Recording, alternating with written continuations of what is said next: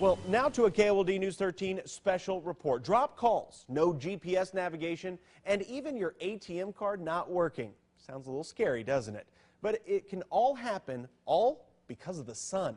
First Alert meteorologist Aaron Pickering joins us now to explain.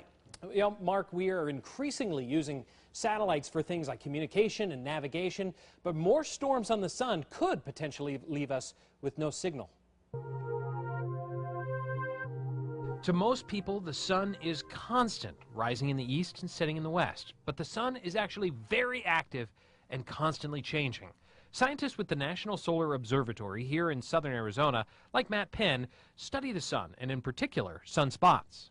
On the sun, we have sunspots with huge magnetic fields, and they're the source of two things that affect us on Earth: solar flares and also coronal mass ejections. Most of the time, this matter is hurled into space, but sometimes these solar storms are shot toward the Earth at speeds of more than 1,000,000 miles a minute.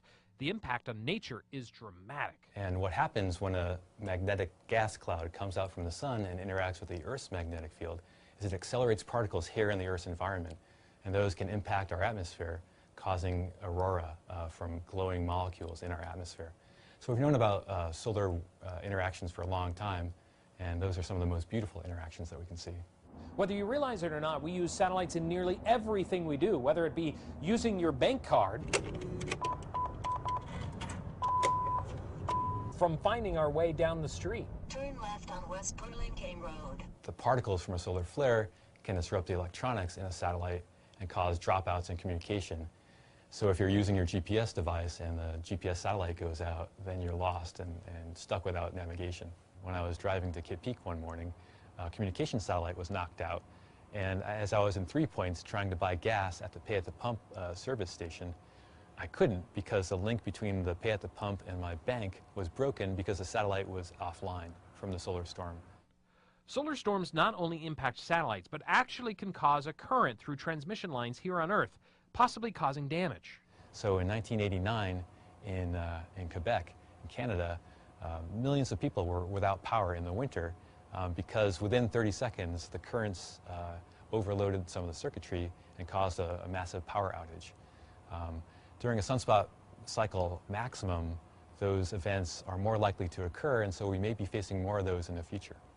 Steps can be taken to prevent damage and outages. Critical circuits can be shut down while solar storms are happening, or the satellite can have a shield installed. You know, whether or not a company protects its satellites enough is really a money issue. The shielding that's necessary to protect your circuits is extra weight, and that's the whole cost of launching a satellite, is the weight. So in particular, in hard economic times, companies are trying to do things on a narrow profit margin, and so they may skimp on some of the shielding. In that case, we may be more vulnerable to solar disruption. Solar storms are expected to peak on Earth around 2013. Now, the work that's being done that you saw right there is being done on Kitt Peak and will hopefully allow scientists to better predict when solar storms will occur. Now, right now, we were able to react to the eruptions, but not predict when they're going to happen. You can find out a lot more. I've written up a whole article on KOLD.com, as well as finding out more about the sunspot cycle, or even a group of people exposed to a massive amount of X-rays while they work because of solar storm activity. You can find that all on KOLD.com. I'm First Alert meteorologist Aaron Pickering, live, local, late breaking. Unbelievable video.